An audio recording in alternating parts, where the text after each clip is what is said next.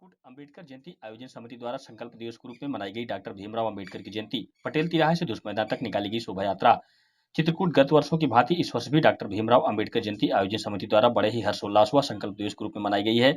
पटेल तिराहे से धुस मैदान तक गाजे बाजे और घोड़े सहित हजारों की तादाद में बाबा साहब की शोभा यात्रा निकाली गई। शोभा यात्रा में बाबा साहब की झांकी आकर्षण का केंद्र रही।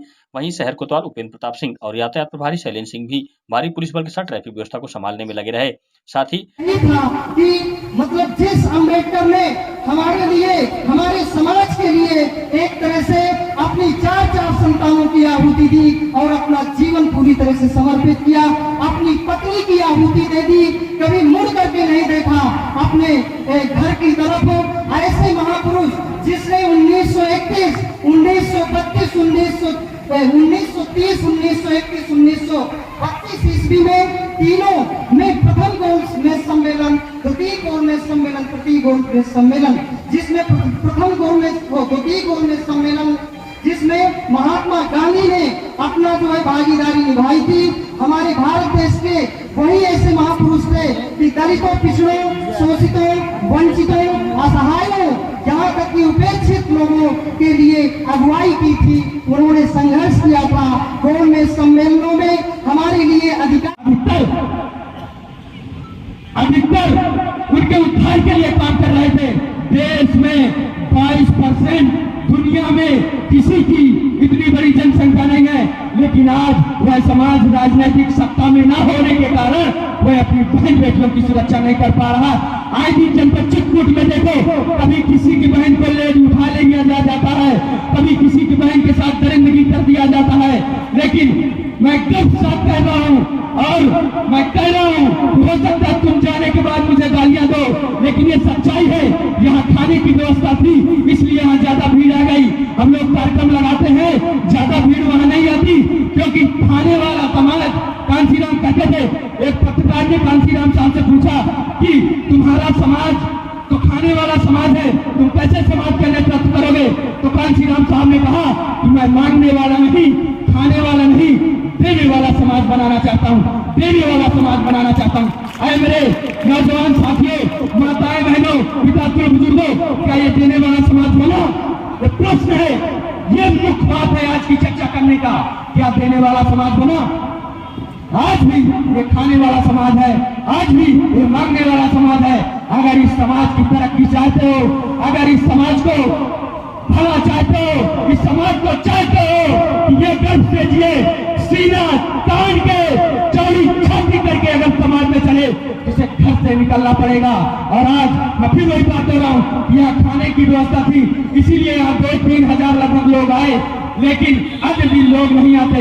ये बड़ी दुख की और बड़ी शर्मिंदगी की बात है कि जिस समाज में आज भी लोगों का सम्मान नहीं होता, आज भी लोगों के साथ जाति समझकर उसके हाथ का पानी नहीं पिया जाता है, जाति समझकर अगर वो मुझ रख ले तो उसमें जान से मार दिया जाता है, अगर वो घोड़ी पर चले तो उसे घोड़ी पर उतार दिया जाता है, पूरे जनपद की पुलिस लग जाती है।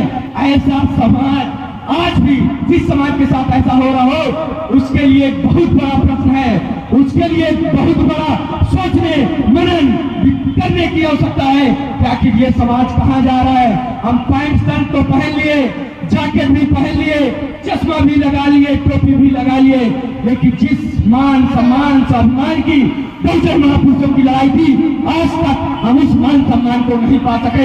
अगर मान सम्मान पाना है तो मैं कह रहा हूँ कि अगर आप एक महीने में एक भी दिन बाबा साहब को सच्चे से मनाते हैं या मानते हैं, अगर एक महीने में एक दिन, एक साल में अगर 12 दिन अगर आप समय दोगे तो मैं निश्चित रूप से कहता हूं कि भले हम राजनीतिक सत्ता ना पा सके, लेकिन मानसिक रूप से अपने इस भोले भाले समाज को जागरूक कर लेंगे।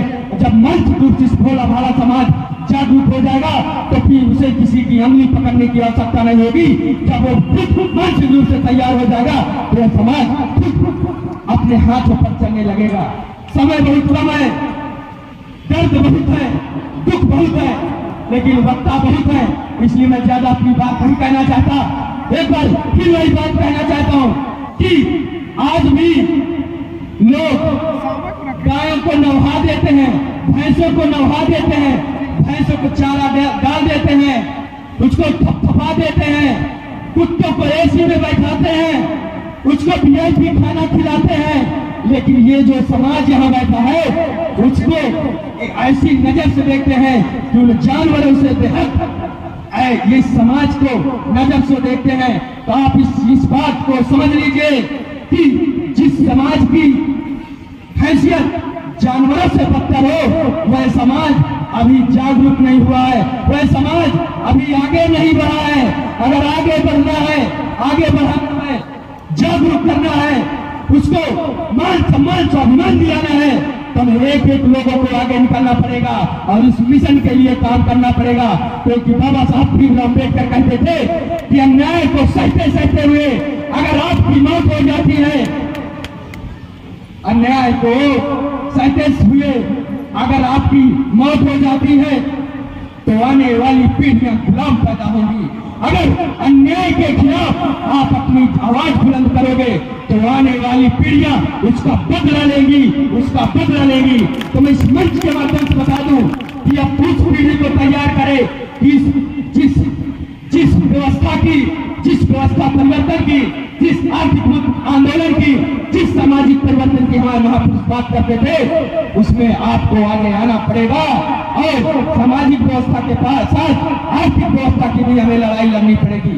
यह मंच, अब मैं ये बात नहीं कहूंगा, मैं जिस महापुरुषों ने जिस सम्मान के लिए लड़ाई लड़ी वह सम्मान अभी हमें नहीं मिला है। इस सम्मान के लिए हमें लड़ना पड़ेगा। यही से मैं अपनी बात बयान करता हूँ। जय हिंद, मिला सलाम। ने कहा था, गौर करना जरा, कि पढ़ना लिखना सीखो, पढ़ना लिखना सीखो वो मेहनत करने वालों, पढ़ना लिखना सीखो वो मेहनत करने वालों, और पढ़ना लिखना सीखो वो भूख से मरने वालों। काखा गाघा को पहचानो, काखा गाघा को पहचानो और अलिफ को पढ़ो और आ ई को हथियार बनाकर लड़ना तुम सीखो। तो साथियों, हमें ना लाठी चाहिए, ना डंडा चाहिए, ना बंदूक चाहिए, हमें सिर्फ बाबा साहब के दिए हुए संविधान और हमें केवल किताब चाहिए साथियों। क्योंकि बाबा साहब ने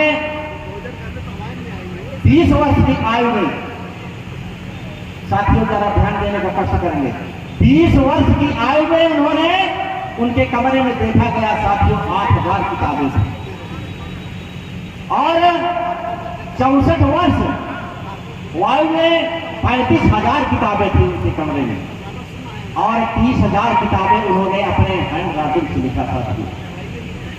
हमारे बाबा साहब कितना महान थे साथियों कि आज एक पुस्तक अगर हम लोगों को मिल जाए तो महीना वो लगा देते हैं पढ़ने। लेकिन बताइए बाबा साहब ने 8000 किताबें कैसे पढ़ी हुई, ये समझने की बात है साथियों। कितने बड़े महान विद्वान थे इस धरती पर, जो कि हमें बाबा साहब को मानना जरूर पड़ेगा साथियों। हम साल भर में एक दिन अम्बेडकर जयंती मना लेते हैं और फिर चले जाते हैं, फिर बकाया दिन